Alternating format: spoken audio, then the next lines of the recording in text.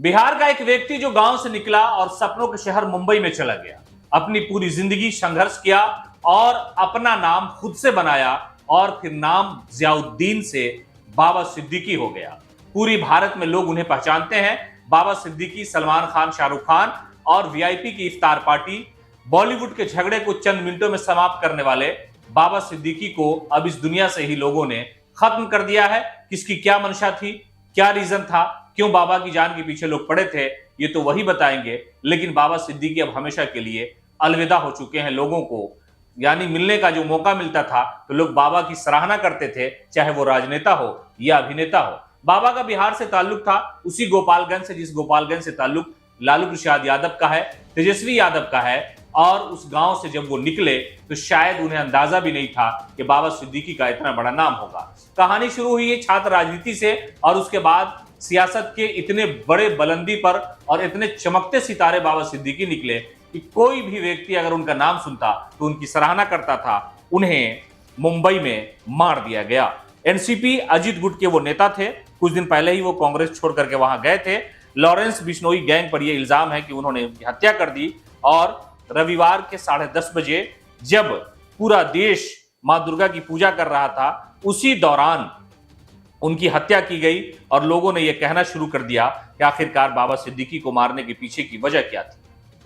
मुंबई से लगभग 1700 किलोमीटर दूर गोपालगंज का माझा प्रखंड शेख टोली के रहने वाले शेख तादीन के दो बेटे थे, अब्दुल रहीम सिद्दीकी और शेख मोहम्मद अब्बास। शेख परिवार था, इसलिए घर से बाहर कमाने के लिए जाना ही पड़ा।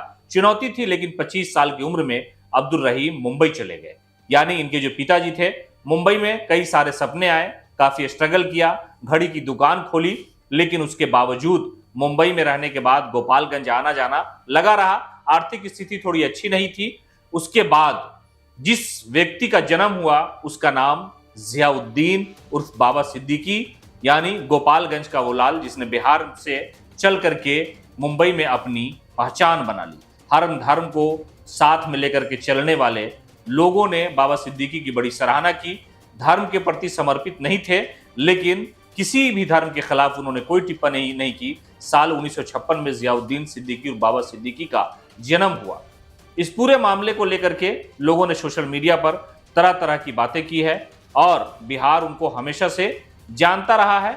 सबसे बड़ी बात यह है कि जब वो छात्र राजनीति से जुड़े, उसके बाद वो काउंसलर बने, उसके बाद विधायक बने, फिर मंत्री बने और बाबा सिद्दीकी 1977 में राजनीति जो ज्वाइन की वो कांग्रेस से ज्वाइन की, युवा कांग्रेस में ज्वाइन हुए थे।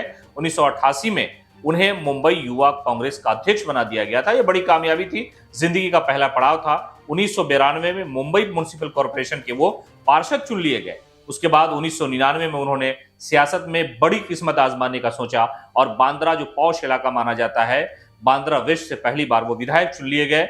2004 में फिर से विधायक का चुनाव जीत गए और महाराष्ट्र में वो मंत्री बना दिए गए सरकार में। 2009 में तीसरी बार बांद्रा वेस्ट से वो विधायक चुने गए और उसके बाद 2019 में महाराष्ट्र कांग्रेस कमेटी के पार्लियामेंट्री बोर्ड के मेंबर भी बन गए।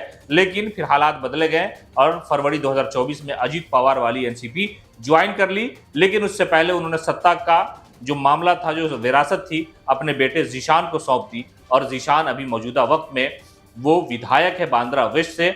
सलमान और शाहरुख की दुश्मनी खत्म करा करके बाबा बहुत मशहूर हुए।